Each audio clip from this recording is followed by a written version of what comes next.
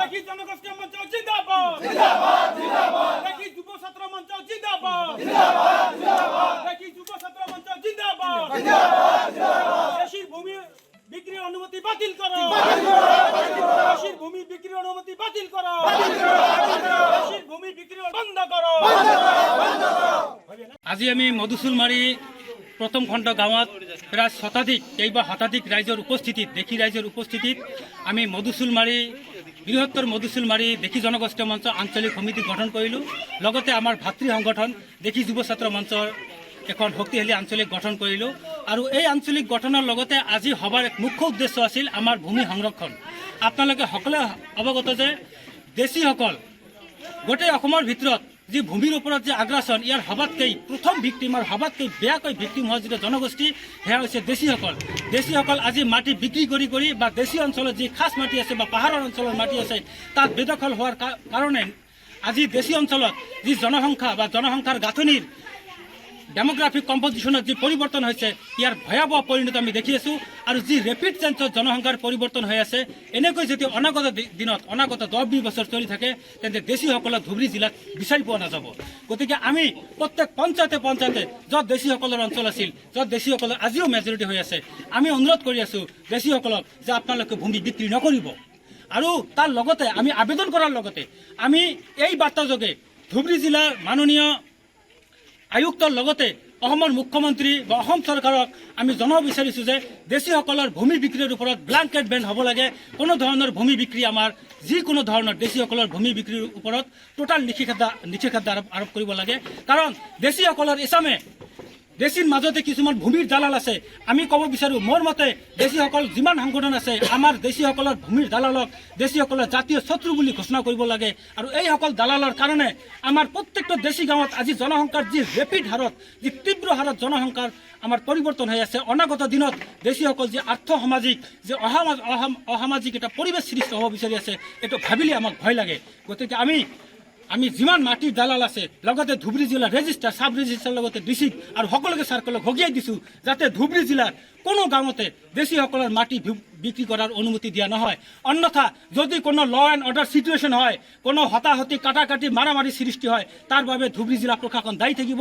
আমি অহাকালি অনতিপলমে ধুবুৰী জিলা প্ৰশাসনক আমি ধুবুৰী জিলা দেখি জনগোষ্ঠী মঞ্চৰ তৰফৰ পৰা আমি এটা মেমৰেণ্ডাম দিম।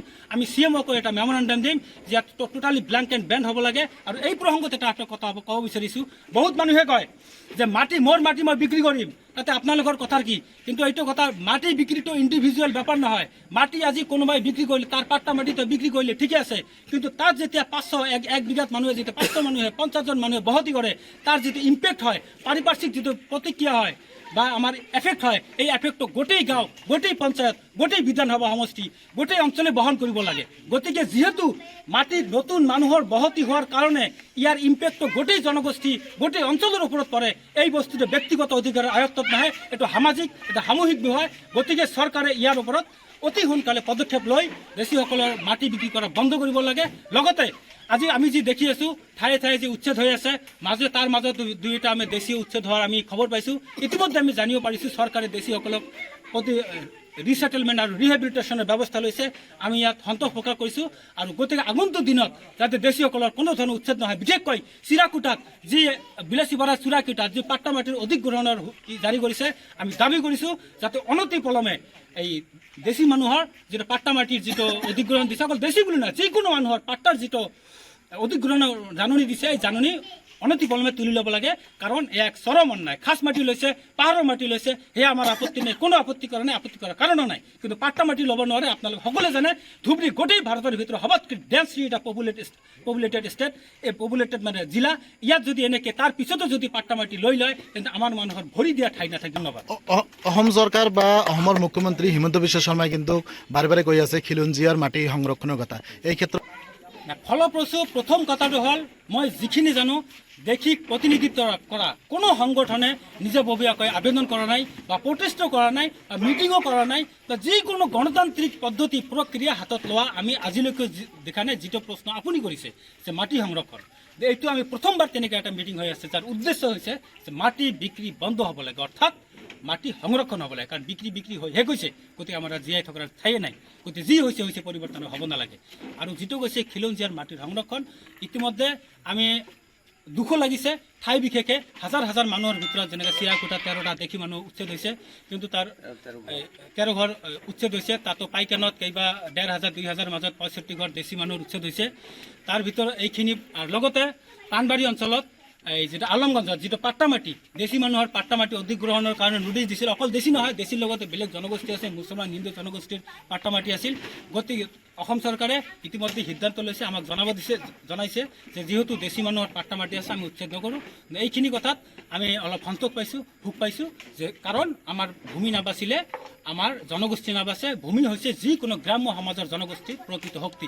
যাৰ ভূমি নাই তাৰ ভাষা সংস্কৃতিৰ কোনো দাম নাই, যাৰ ভূমি আছে তাৰ আধিপত্য আছে, যাৰ আধিপত্য আছে তাৰ ভাষা সংস্কৃতিৰ মূল্য আছে। দেশীসকলৰ যি দাবী, ভূমি সংৰক্ষণৰ দাবী, এই দাবী যদি ধুবুৰী জিলা প্ৰশাসন বা অসম চৰকাৰে যদি মানি নলয় বা গুৰুত্ব নিদিয়ে, তেনেহ'লে অনাগত দিনত আপোনালোকে অনাগত দিনত যি অৱস্থা হৈছে, আজি যে মিটিং পাতিছোঁ, আজি ধুবুৰী জিলা সমিতিয়ে মিটিং পতা নাই, যদিও আমি বেনাৰত উদ্যোগত আমি লিখিছোঁ ধুবুৰী জিলা সমিতিৰ উদ্যোগত। এই মিটিং পতা হৈছে এই অঞ্চলৰ স্থানীয় থলুৱা দেশী ৰাইজৰ আহ্বানত।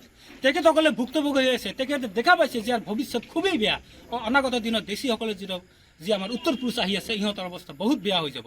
গতিকে এইখিনি মানুহৰ অসন্তুষ্টি, ভয়, আশংকা হৈছে মানে কি, অনাগত দিনত আমি এই কথা পুনৰবাৰ প্ৰথমবাৰে মই কৈছোঁ যে যদি মাটি বিক্ৰী কৰাৰ কাৰণে কোনো যদি আইন শৃংখলাজনিত পৰিস্থিতি হয়, তাৰ কাৰণে যদি ব্যৱস্থা নলয় চৰকাৰে, ফলপ্ৰসূ ব্যৱস্থা নলয়, তাৰ পৰিণতিত যদি আইন শৃংখলাজনিত ইয়াত যদি পৰিস্থিতিৰ সৃষ্টি হয়, ইয়াত বুলি নহয় যিকোনো গাঁৱত য'ত মাটি বিক্ৰীৰ এই সমস্যাৰ সৃষ্টি হৈ আছে, তাৰ বাবে চৰকাৰ দায়ী হৈ থাকিব। বিশেষকৈ ধুবুৰী জিলা প্ৰশাসন, পুলিচ প্ৰশাসন, অসামৰিক প্ৰশাসন দায়ী হৈ থাকিব। সমাপন কৰিলোঁ, আমি প্ৰায় 1000 মানুহৰ ছিগনেচাৰ লৈ আমি অহাকালি বা কালি পৰহি আমি ধুবুৰী জিলা উপায়ুক্তক মেমৰেণ্ডাম স্মাৰক পত্ৰ প্ৰদান কৰিম। যিকোনো খবৰৰ বাবে যোগাযোগ কৰক 7099017330 লগতে 7099017110 নম্বৰত।